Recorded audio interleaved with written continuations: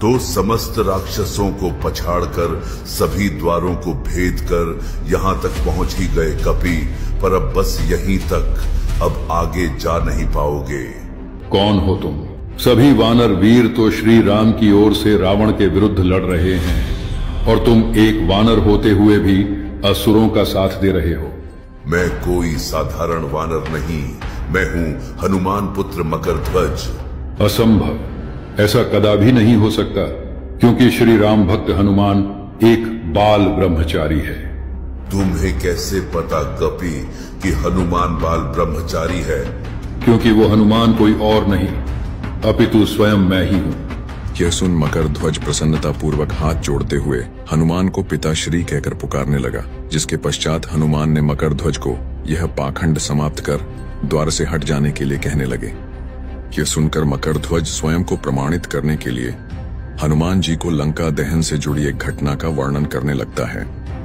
पिताश्री, जब आपने लंका दहन करने के पश्चात समुद्र में छलांग लगाया था तो आपके पसीने की बूंद समुद्र में गिरी, जिससे कि एक श्रापित मगरी ने निगल लिया था, जिसके फलस्वरूप उसके गर्भ में मेरा बीजारोपण हो गया।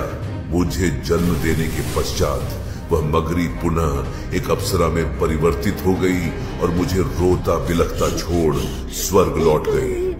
तब मेरे स्वामी अहिरावण ने ही मुझ पर दया दिखाई और मेरा पालन पोषण किया। और तुम केवल 6 माह में ही इतने हृष्टपुष्ट और शक्तिमान बन गए, यह तो और भी अविश्वसनीय है। तुम्हारे यह निरर्थक कथन इस बात को सिद्ध नहीं करते कि मैं ही तुम्हारा पिता हूं। तुम केवल मेरा समय व्यर्थ किए जा रहे हो।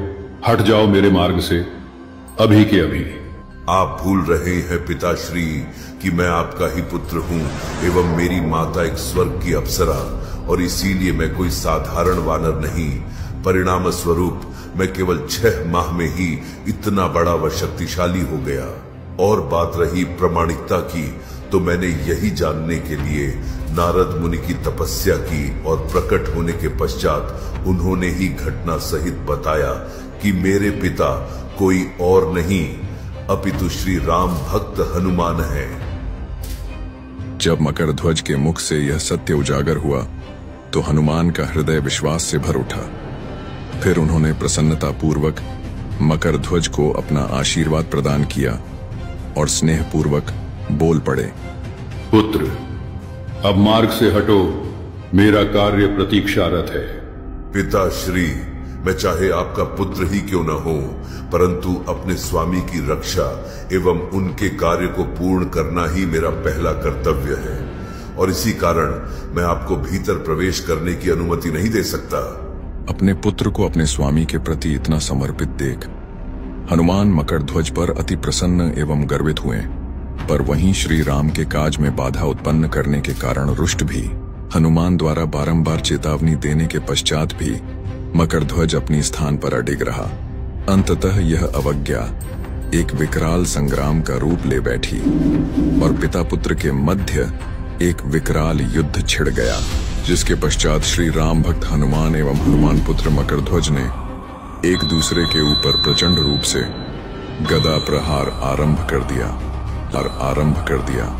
लंबे समय तक दोनों महाबली पिता एवं पुत्र के मध्य यह विकराल युद्ध यूं ही चलता रहा।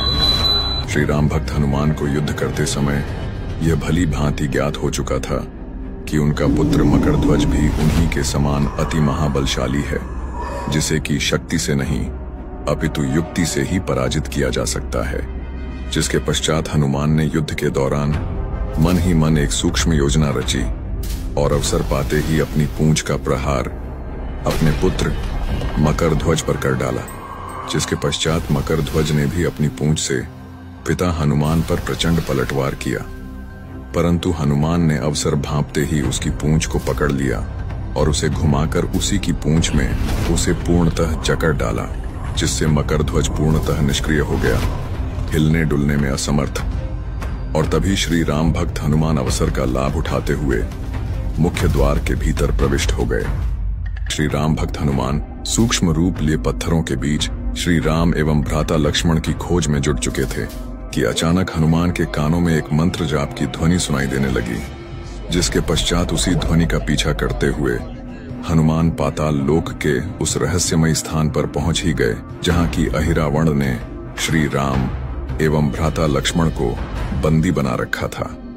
परंतु हनुमान अपने समक्ष हो रहे दृश्य को देख पूरी तरह से अचंभित एवं क्रोध से भर चुके थे, क्योंकि उस समय अहिरावण बंदी बने श्री राम एवं भ्राता लक्ष्मण के समक्ष अपने हाथ में तलवार लिए देवी काली के प्रतिमा की ओर देखते हुए मंत्रोच्चारण किए जा रहा था।